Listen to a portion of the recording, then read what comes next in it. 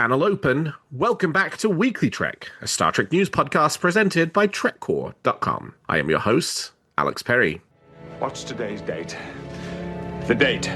Today's show was recorded on March 15th, 2026, and is current to the Star Trek Starfleet Academy Season 1 finale, Rubicon, so beware of spoilers. Alright, let's get into the show. Good day, Voyager, and welcome to A Briefing with Neelix. It's a catchy title, isn't it? WeeklyTrek is a regular news show covering the biggest stories from the Star Trek franchise. We are in the Alex Kurtzman era of Star Trek with the 12th television show currently in production and 14 movies to enjoy, and merchandise continuing to fill the Bajoran wormhole. So stick with me and I'll help you sort the real facts from a lot of the Dominion propaganda that you'll find online. But I can't do this alone, and my guest this week is returning guest Marina Kravchuk. Marina, welcome back to WeeklyTrek. Thank you. It's so wonderful to be back. All right, Marina, well, you know the drill. I want to know if something's got you excited about Star Trek at the moment. What's got you moving at Warp 10? At the moment, collectibles. So I got a few things purchased from Master Replicas, and some of those pre-orders started to arrive. So namely, I got my brand new Rectogeno mug, which I'm very excited about to try. And they just launched the pre-order for the Master Display for Voyager, which, you know, they already had. I think they did the Enterprise and... Enterprise E and the Defiant. Defiant, yes. And so I kind of, I knew it was coming, but I missed sort of maybe the announcement of when. And so the thing popped up in my email saying, and Voyager, ta-da. And those who know me know that that's my favorite ship. So I was all over it, and I can't wait to actually get my hands on it. So I am kind of looking through, and I'm right now, the most exciting things is all this wonderful official collectibles and some non-official collectibles that have been coming through that I'm kind of really into. I have to figure out how to display it all. But bottom line is that's sort of that's the thing. It's going to sound really weird. The season of Star Trek Academy has been a blast. You know, it certainly ended on a very high note. Yep. So I am looking forward to the next, but it's sort of like a muted expectation because I know it's going to take time before we finally actually see the second season. They just finished the the production of it, I guess. So it got me excited because I know what I'm have to look forward to, and I'm sure we're going to be talking about stuff more given the news, but I guess primarily it's the collectibles right now on the forefront of my mind. Yeah, hopefully it'll only be a year until we see Starfleet Academy Season 2. Hopefully it sits in the same January to March time frame next year, but also, you know, who knows, because these things take as long as they take. Absolutely. So what about you? For me, what's got me feeling good this week is I'm obviously getting excited for Star Trek Las Vegas coming up in August, and along the lines of talking a little about Starfleet Academy this week, they'd already announced Bella Shepherd, who plays Genesis Live, but this week they announced Sandro Roster, who plays Caleb Meir, George Hawkins, who plays Darren Ramey, and... Well, they got Gina. They have Gina coming. Yes, thank you. And Gina Yashere, who plays Laura Thok. Alongside Bella, already haven't been announced, and Bob Picardo already haven't been announced. So I'm very excited for the Starfleet Academy representation we're going to get at STLV this year. And it'll be a great opportunity to meet these actors for the first time. Oh, absolutely. I mean, I had a very brief interaction with some of them during the premiere in New York back in January, and I am just tickled pink that Gina is coming because she's definitely one of, if not my most favorite character on the series so far, it's certainly one of, top three, let's say. And I mean, I've known of her primarily as a stand-up comedian, as a matter of fact, less so than an actress. And I absolutely love her. And the fact that she's coming is absolutely thrilling. Yeah, one of my only complaints about the back half of Season 1 of Starfleet Academy was that she wasn't in it enough. There was less. Exactly. Yeah, I agree. But I'm excited to see the Starfleet Academy actors, and you were just telling me before we jumped on that this weekend was supposed to have been Paul Giamatti's first convention appearance at AwesomeCon here in the Washington, D.C. area. U.S. appearance. Okay. He's done, I forget the name of the event, unfortunately, but he's done an event in Brazil last year. So That's I think right, that was, yes. yeah. But the fact of the matter, and of course, he was part of the PR appearance during New York Comic Con, but that's not exactly the same. It did not involve any interaction with the fans, like Q&As, photo ops, that sort of thing. So yeah, it was unfortunate filming issues.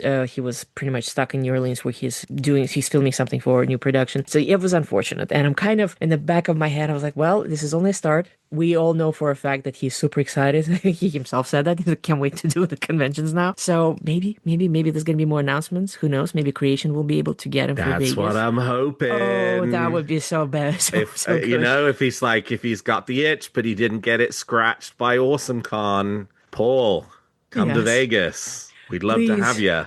Absolutely.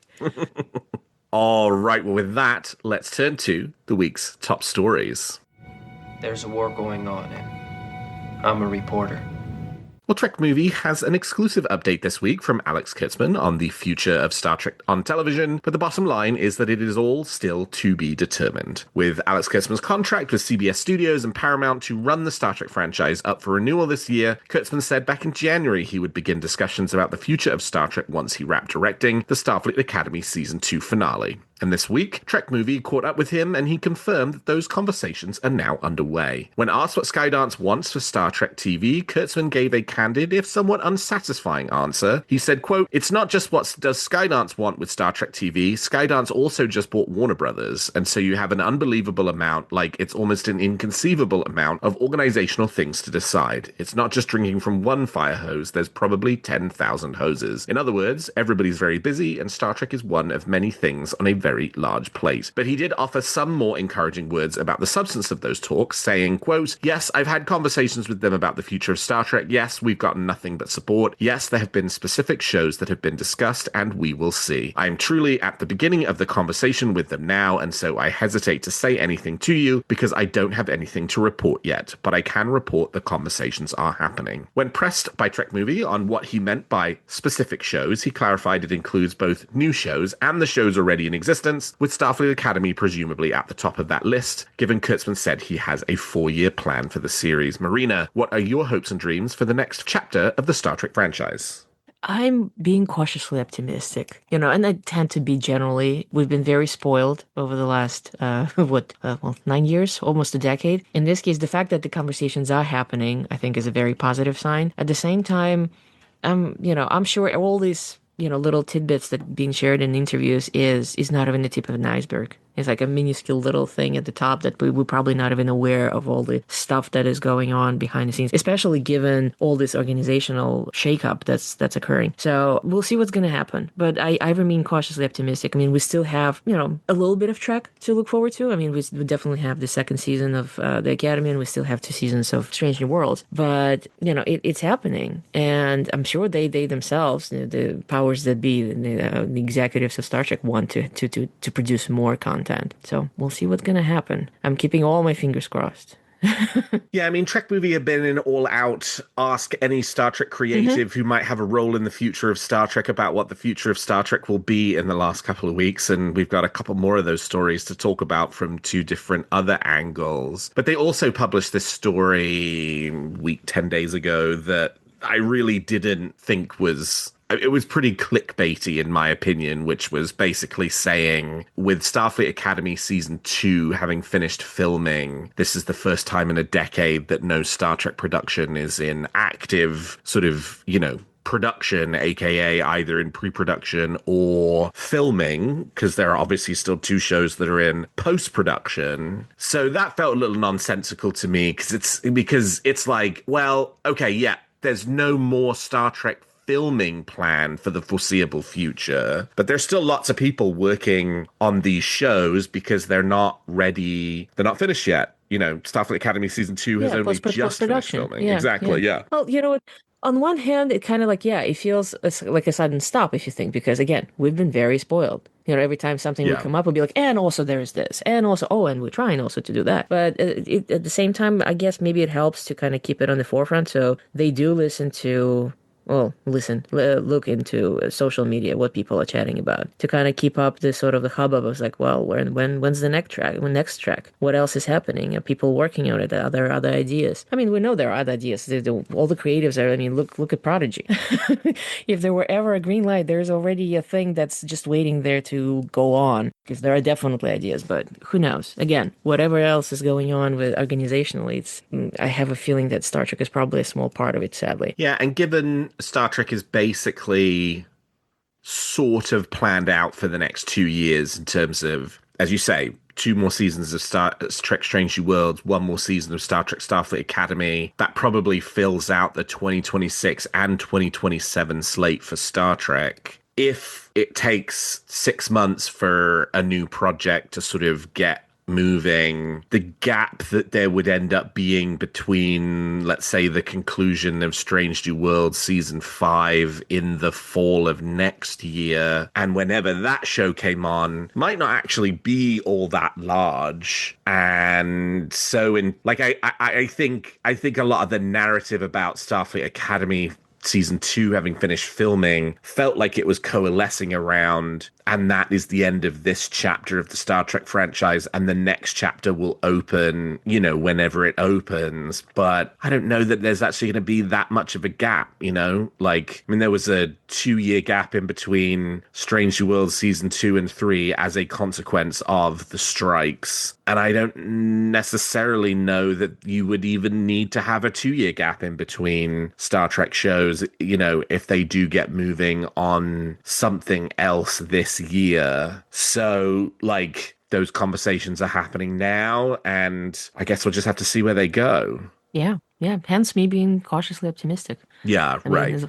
As long as we hear that something is going on. Fingers crossed. Well, TrekMovie also sat down with Star Trek Starfleet Academy showrunners Alex Kurtzman and Noga Landau to talk about the Season 1 finale, Rubin Khan, and what's ahead for Season 2. One of the most interesting revelations is just how close the finale came to being something very different. Kurtzman revealed that about 2.5 weeks before shooting began, they essentially scrapped their story and started over. He said, quote, "We knew that we were going to have 9 really great episodes and then one that isn't quite going to stick the landing, and we've got to fix that. And we can either proceed by putting band-aids on this, or we can tear the band-aids off entirely and just say we need to rebuild the foundation of the story." And so that's exactly what we did. Kurtzman said they rebuilt the episode to be structured around the trial, putting the Federation and Starfleet's values literally on trial, and that was very much intentional. Landau explained that the message is about whether institutions can withstand scrutiny, and the argument at the finale is that the Federation can. She said the writers wanted audiences to understand Noose Bracker's perspective, even while rejecting it, and to see the Federation win not through force, but through science, empathy, and its own ideals. As she put it, quote, "Any institution should be able to hold up to the rigors of scrutiny." And on the subject of Season 2, Landau offered a couple of interesting teases. First, while Season 1 was largely Caleb's story, she confirmed that Season 2 shifts to more of an ensemble focus. And as for the overall shape of the season, she described it as doubling down on what worked best in Season 1, deep dive, character-focused episodes like the Jaden-focused episode Vox in Excelso from earlier in the season. And in a notable departure from Season 1, she confirmed the Season 2 villain won't be a person at all. In true classic Trek fashion, it will be, in her words, quote, "an impossible dilemma we find ourselves in as Starfleet." She also confirmed that Season 2 ends on a cliffhanger, a deliberate choice, she says, driven purely by what the story called for. Marina, how did you enjoy the season finale of Star Trek Starfleet Academy? I loved it. Noose Braca is a really...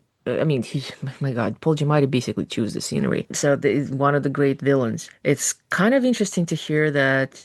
Well, again, we don't necessarily need to have an actual entity, a villain, a specific person. But I was surprised to hear the part where Noga said that it's not gonna be a villain. It was a villain of an idea. It's gonna be a situation rather than a person. That's a problem. So that was curious. It's interesting to see them kind of stretching, I suppose. And another, I loved the exploration of Caleb's arc. Certainly it's great, how everything got finally put together. I do love the idea that it's going to be more of an ensemble show because they certainly have, they mash so well. There's such great casting. So it would be great to see, if it's going to be character exploration, but the fact that it's going to be done a little bit more, perhaps, as a group. I don't know. We'll see how it's going to work. But I like what she's talking about. It seems to be like an interesting evolution of the series. How did you enjoy it?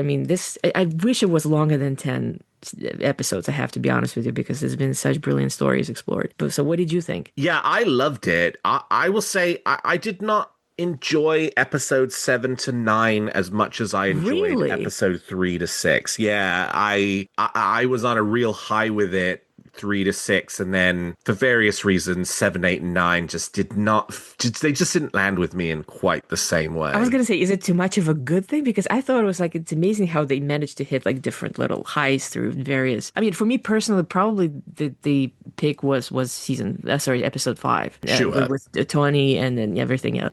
But still, I mean, oh my God, that's how interesting. So do you think it's too much of a good thing happening, and it's, I don't know, lowers the opposite, heightens expectations, and that's why it didn't click for you?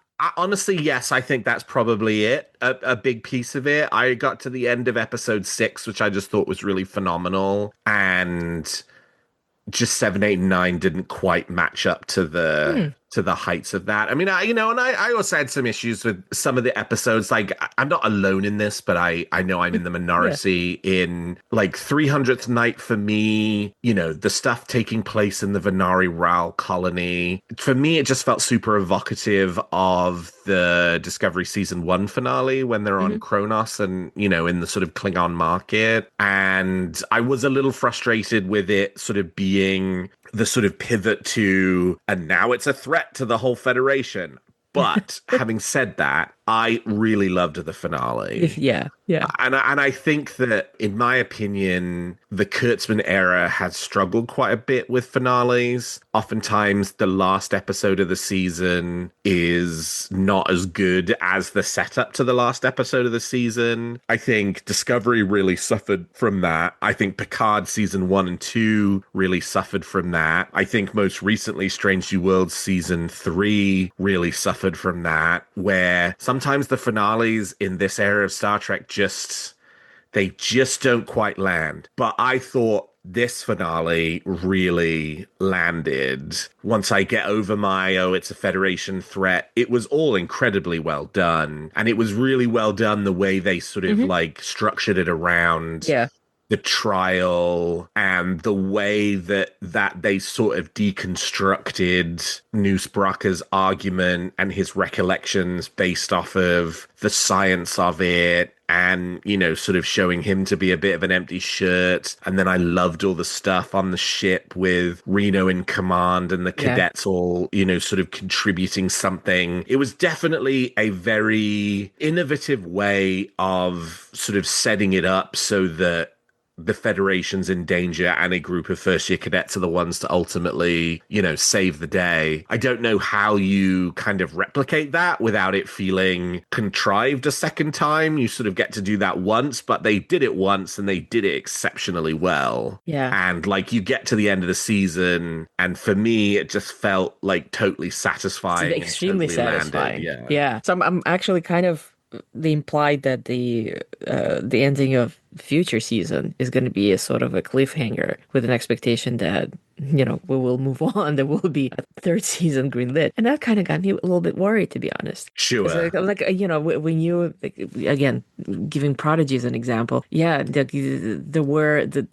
ideas, content, whatever the creatives had, that they would jump in and continue on. But they did the finale in a way that was actually it wasn't a cliffhanger. It was like, if the series ended, it was actually a nice ending. Nothing was left hanging. But in this case, I'm like, what if, by whatever reason, what if we only get 2 seasons and they will have a finale that will lay before us like what Discovery kind of had to go through, completely redo everything and reshoot, and we really don't want to go through that again. I don't know. But yeah, this was a very satisfying season finale. Absolutely. It's high stakes. Yeah. Ending a season on a cliffhanger when you don't know for sure that there's another season coming after. That's high stakes. I mean, one version of the argument says that it signals the confidence of the production in the possibility of a season 3. That if they felt the writing was on the wall, they never would have done that. And so, it's fingers crossed, because that's a bad situation to be in if there is then not going to be a season 3 of Starfleet Academy for it to end on a cliffhanger like that. Yeah, I mean, it does sound like, based on the interviews, that they are planning for about 3 more years, roughly. Yeah, something like that. Yeah. I think they said they have a 4-year plan. 4-year plan, matching the 4 years of college. So yeah, I mean, we'll we will just have to wait and see what season 2 has in store. But I was very pleased by the end of season 1. And even though, I said I thought 7, 8, and 9 were weaker in my opinion than 3, 4, 5, and 6, that doesn't mean I thought they were bad episodes. It just meant that, I did not enjoy them as much as that run right in the middle of the season. There was still a huge amount of great stuff, tons of great scenes, tons of great character stuff. And yeah, taken as a body of episodes, Starfleet Academy season 1 is a really satisfying production. I agree. Well, the TrekMovie team, as I referenced earlier, has been firing on all cylinders this week, getting updates on the current status of the Star Trek franchise, and that includes the Star Trek Strange New Worlds continuation pitch, Star Trek Year 1. While Star Trek Strange New Worlds wrapped production on its 5th and final season back in December, showrunners Akiva Goldsman and Henry Alonso Myers have been talking for a while about a follow-up series, picking up right where Strange New Worlds leaves off, with Paul Wesley's James T. Kirk taking command of the Enterprise for his first year in the captain's chair. They have been calling it Star Trek Year 1. The key update from TrekMovie is that the pitch has now officially happened. Myers confirmed at the Saturn Awards that he and Goldsman had formally brought the proposal to Paramount Skydance, saying, quote, "We've done a lot to give to them. It's in their hands right now. They're taking a look at it, trying to decide. There's a lot of love for our show out there, and obviously a lot of love for Star Trek. So the pitch is in, but the decision is not." One sign that CBS is potentially taking the Year 1 pitch seriously: the Strange New Worlds sets were left standing at the end of filming and have not yet been dismantled. Myers said, quote, "That makes this the big decision for them. Do you hold on to the sets currently? As I said, they have not been destroyed, so we're waiting to find out what they want to do." Myers himself acknowledged he's trying to stay focused on finishing post-production on seasons 4 and 5 of Strange New Worlds rather than worrying about what comes next. But as he put it, "My heart is where Akiva is." Marina, would you enjoy seeing Star Trek Year 1 join the Star Trek franchise? Yes, but there is an asterisk to that. And I'm trying to come up with a way of explaining it so people don't throw tomatoes at me. So on one hand, it's more Trek, conceived of and going to be, fingers crossed, created by people who care deeply for the franchise. We know that. It's more content we're adding to the franchise. The asterisk comes in that I deeply respect the original series era. I find it concerning that we have that many people who deeply care about Star Trek who are stuck in it. And it keeps going and going and going. And the thing's like, I'm probably going to bite my tongue if and when this actually happens and it's going to be released and probably going to be a hit show, for all we know. Kind of makes me think of the announcement of Ethan Peck as Spock. I remember I'm like, how many Spocks we have now? Why are we having another Spock? So it's still that kind of feeling when they're like, and we're going to do Captain Kirk again. And for all we know, that's exactly what we need. Maybe it's going to pump new blood and attract more people because, I go to a lot of conventions. The majority of people you come across who are not even cursorial fans of Star Trek, for them, Star Trek is still very much so Kirk Spock. Yeah. You could say something and it's almost that they're not aware of the rest of how many series and movies we have. So on one hand, yes, it's probably going to add to the franchise. It's probably going to be good. Well, it's most likely going to be good. I mean, we already know Paul Wesley can do Kirk. Is that something that would personally somebody be like, take a dart and throw in which era of Star Trek you would like to be revisited again? That would not be it. But at this point, again, I'm not the one writing the stories. I'm not the one, executive producing anything. It's not up to me. So hopefully it's going to be something, new track. We'll see more content and we'll see where it leads us. Perhaps there'll be other stories. Perhaps they will jump off and do something else elsewhere. Elsewhere meaning a different time frame. Somebody will have an idea that would be greenlit in the future. So that's what I'm saying. Like on one hand, I'm glad that did not really die, that there is still a idea that obviously bears a lot of merit seeing how they didn't destroy sets. That's a very big thing. I didn't realize that was the case. When I read that interview, I was like, ooh, that means something. So who knows? Perhaps something will be happening. On the other hand, and will I be watching if it comes? Of course, I will be watching. It's Star Trek. But per personal, like, okay, I guess there's going to be more Captain Kirk. Yeah, I definitely hear you on that. And I think I'd go a step further to say I would be really interested in a Star Trek Year 1 production within the context of them having said the earliest days of Kirk's command on the Enterprise have not been explored. And so, I would be interested in 5 to 10 episodes that sort of does that. I don't know that I would be interested in another 5 seasons of Enterprise shows with Kirk, Spock, and McCoy, partially because you are eventually redoing the original series. That's exactly it. I was gonna say, like, I mean, also, how much can you actually produce? Because you're really bumping up to, Right. the TOS Kirk, the Shatner's series. How much can you do that before it becomes like, oh God, this is like, it's not even the reboot. What do you even call it? It's not even the reboot. It's just like you're Right. literally overwriting of what's already there. So I don't know. It's on one hand, it's exciting. It's like I said, it's very impressive the fact that between the sets and the pitch and everything else that things are happening. On the other hand, I don't know. I hope they have other pitches. I mean, we have how many centuries to play in? Yeah, so it's like, as a mini series, sort of bridged from Strange New Worlds to whatever comes after that, whatever the next major tentpole Star Trek production is going to be. Sure, I'm interested in Star Trek Year One. Am I interested in remaking the original series? No. No, not really, right? Like, I mean, I think there's ways to sort of play around with that, Yeah, but I suppose it's then becomes sort of like, well, we already have kind of explored alternate timelines with Right. Kelvin movies. So you want to repeat the whole idea, it becomes sort of very repetitive. What kind of twist can you put on it for making it again some kind of alternative timeline trick, but within a TV streaming format? Is that gonna interest enough people, or gonna be like, we already have a different Kirk? Well, as a matter of fact, we have now multiple different Kirks. This is implied that Paul Wesley is the Kirk that becomes the Shatner Kirk. Again, as you said, we'll see what's going to happen. At this point, it is just a pitch. Yeah, and like the only other idea I've sort of had of like, how do you do a Star Trek Year One and you want it to go multiple seasons, but you don't want to sort of overwrite TOS would be your first season is set, in Year One, but then season 2 you jump ahead to after the original series, and then you pick up the 5-year mission at the end of whatever the last episode of the animated series is, and you've got at least another season before you get to the end of the 5-year mission, and then you're going into the TMP period. But it's all just so convoluted that while it makes sense from a like memory alpha perspective, it doesn't really make sense from a television perspective, and would probably just end up massively confusing the audience, and therefore it only appeals to like a group of 1,000 Star Trek fans, and that's kind of it. So then it's like, well, then just don't bother, right? Go do something else. Yeah. Again, it's a curious proposition. I want to see how this situation is going to be resolved. Again, seeing that the sets are still there. Yeah.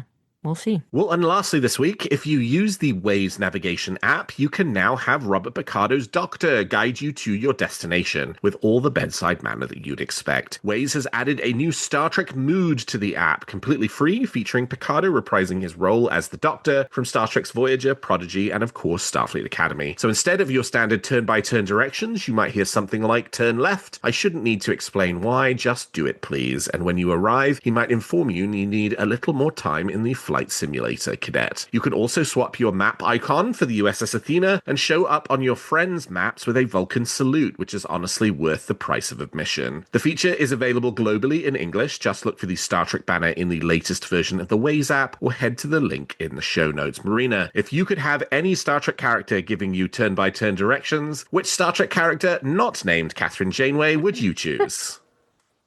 I know it's almost shocking, right? No, but yeah, my first answer would have been Janeway. Yeah, but this is actually a pretty good idea. When I first heard that, I thought it was somebody was joking, sort of like an Onion article or something. And then I discovered that this was true, and Doctor's actually a pretty good choice. Yeah, a great idea. I wonder who came up with that, first of all. But it's not. I don't think this is the first time that somebody would use a Trek actor, as their Trek character persona to be doing something. I remember having a walking app, my God, I want to say over 15 years ago at this point, and it didn't exist for very long, and it's gone, that, you had to pay a little bit extra money, and you would have Leonard Nimoy talking very logically about how you were doing a great job, walking and doing stuff. Sadly, that's gone.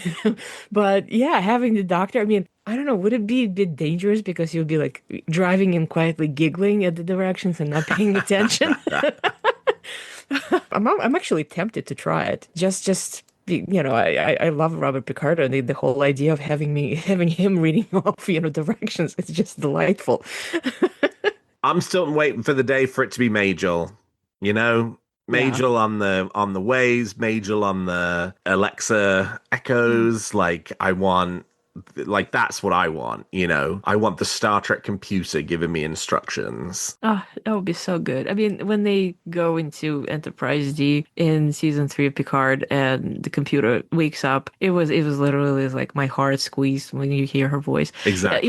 It would be just so incredible. And the things that I was told that there's enough of her voice recorded where you could do that, but I guess it's the technological issues of actually putting it all together, so it sounds like complete speech is probably an issue. I don't know. Oh man, it would be amazing. You Yeah. just say computer instead of Siri, and then be like, oh, there we go.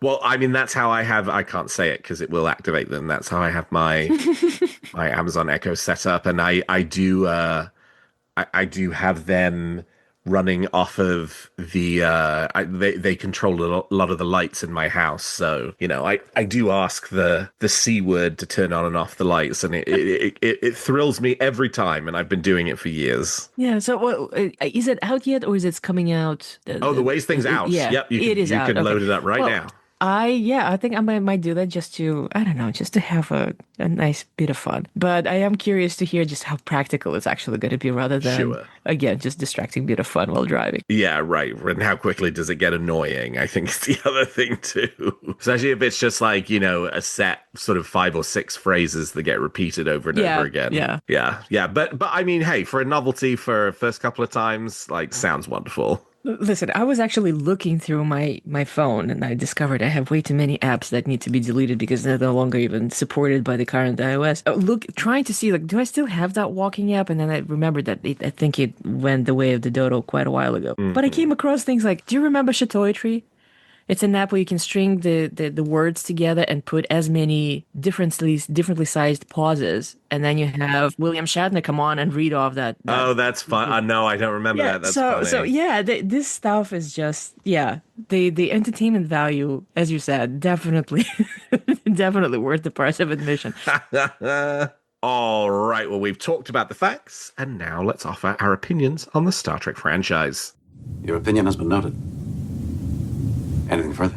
So as we transition from the news section to the opinion section, each week my guest and I will give you a Star Trek opinion, wish, or theory we're nurturing that week about any aspect of the Star Trek franchise we want to opine on. So Marina, let's hear it. What's your big Star Trek opinion for this week? Well, it's not very big. As a matter of fact, it's less of an opinion than more of a hope. Between all the news that we've had about all these discussions and the little interviews here and there, I just do hope that our little universe, that Star Trek does go on. Even if we do get some gap years or anything, but it's not going to be as the fallow years that we had between the end of the Kelvin movies and well, actually, an even bigger one. We only had Kelvin movies. There was like nothing else really going on in that chunk of space between Enterprise and Discovery. I hope that we actually hear some kind of confirmation, hopefully by the end of the year, that there will be, that things are set, whoever's in charge of the franchise, and some kind of basic plans, perhaps, that we will hear something. Otherwise, I'm kind of almost afraid to wish for more because I have a feeling like, all the perturbations that are occurring between, the Paramount and the now Warner Brothers being in the picture, that, again, Star Trek is just a tiny bit of it. And I did hope that it doesn't get lost in the melee. Yeah, I think San Diego Comic-Con is the place to kind of sort of look at to assess what the future of the Star Trek franchise will hold. Perhaps.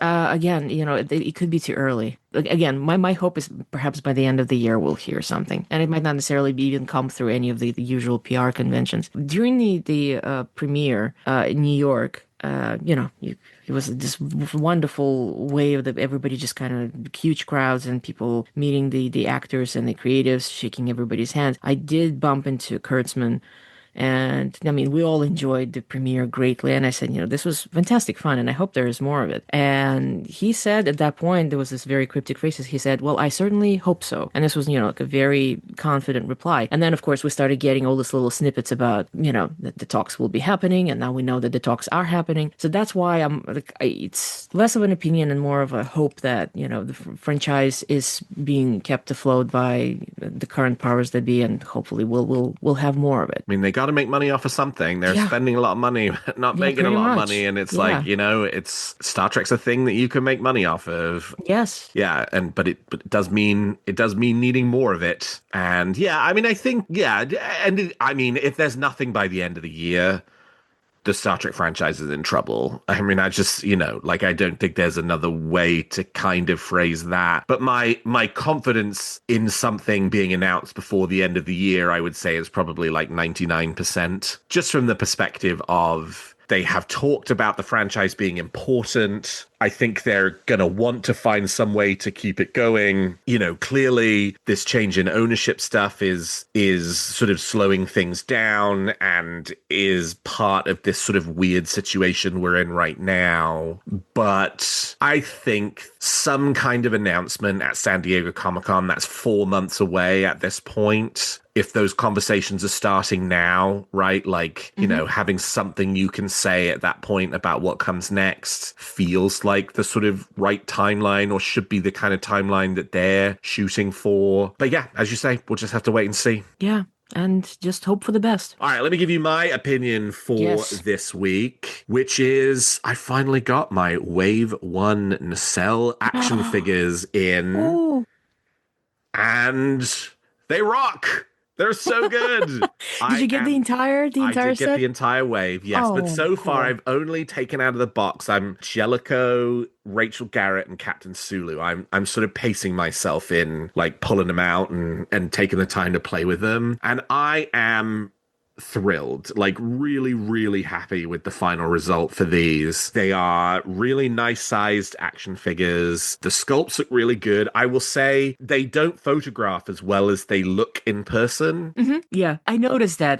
remember taking pictures of the prototypes during New York Comic Con a few years ago, and I was like, it doesn't look. It's Captain Rachel Garrett. My God, it's spectacular. And people were like, eh. I'm like, no, you have to see it in person because this really slaps. If you take a photo of one of these action figures and then you line it up next to the sort of 3D sculpts that they sort of released when they announced the line, it looks like there's a ton of detail missing from the 3D rendering to the final product. Yeah. But when you're holding it in your hand and you've got it up to I've got the Jellicoe one in my hand right now, and you can see the furrow in his brow and the sort of the sort of dips in his cheek and the jowls and like the wrinkles on his neck, like they're all there. They just when you take a photo of it, they just don't really show up so well. Yeah. But to the eye, they do. And it's great. I mean, and for a company that is making a Captain Jellicoe action figure, the articulation is really good. I mean, this is not like superhero action figure style articulation, but these are Star Trek action figures. You're not going to be there standing around and holding phases and talking to each other and sitting in chairs and commanding bridges. They're not like, fly kicking each other or flying around the room. So they don't need that type of articulation, but they just have really great shelf presence. I mean, the accessories are great. I mean, the fish tank's amazing. Yeah. Well, I gotta tell you, so out of the first wave, I have to admit, it's primarily due to financial consideration. I decided I'm not going to do the entire wave, so I picked out. I have Tuvix coming in at some point and Captain Sulu. So that's the two that I'm getting out of wave 1. And I already pre-ordered wave 2, which, well, shocking. Obviously, I have Year of Hell Janeway, but I also ordered Kirk from Generations. And the main reason of it, because I am so tickled by the accessories, the fact that it comes with a horse. Yeah. That's the number one reason why I went for it. I won the action figure of a horse. So yeah, I'm very glad to hear that. And I know that there's been discussions because, the whole thing with Wayun where he's basically like a recall almost. I'm glad to see that Nacelle is taking this super seriously. And actually, I expect nothing less. It's so I can't wait to get mine. I can't wait. Yeah, I mean the paintwork is great. Some people when the pictures started coming out were like, "Oh, these don't look any different from the Diamond Select Art Asylum line from the early 2000s." And like having them in hand, nothing could be further from the truth. These are the best, bar none, Star Trek action figure that we have ever gotten, and I think probably ever will get. And so if you think you are someone who could be interested in Star Trek action figures, this is the line to go for, in my opinion. Like, it's a great selection of characters, and especially given that they're now doing not just the sort of esoteric deep cut characters, but Wave 3 is going to be the TOS crew, Wave 5 will presumably be the TNG crew, Wave 7 will presumably be the DS9 crew, right? Like, if the line keeps going, they're gonna produce all of these major characters as well, in addition to this, the Garretts and Jellicos and Tuvix deep cuts. It's gonna be a really impressive line of action figures, but they're not just gonna make them if nobody buys them. So, like, these are great, and like, I mean, I'm just very, very happy. And sometimes I get stuff in and I'm like, this is not as good as I wish it was, but I'm gonna talk myself into really liking it because I paid all this money for it. I do not feel that way about them.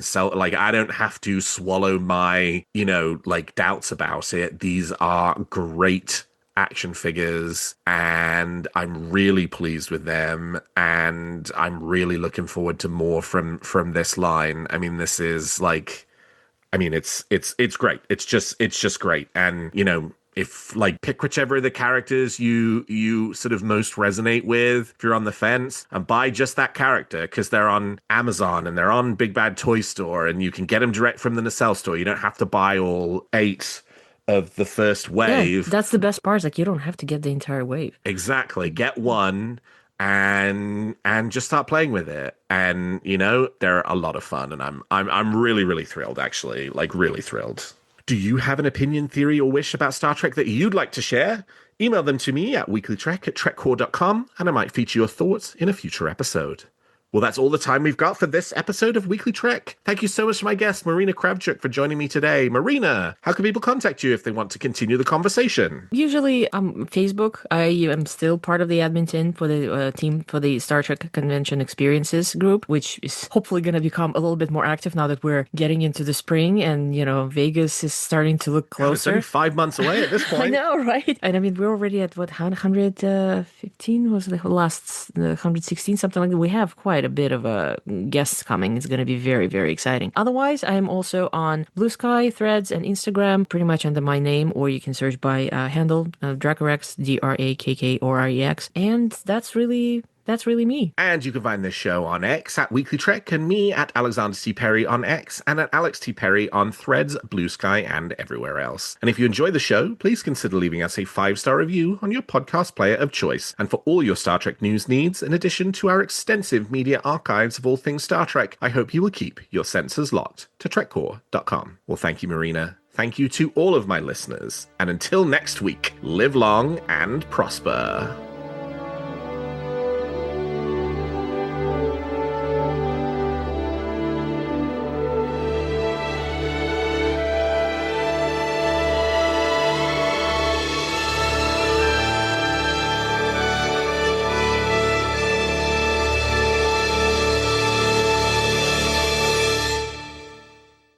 Weekly Trek is a production of TrekCore.com and owned by Trapezoid Media, LLC.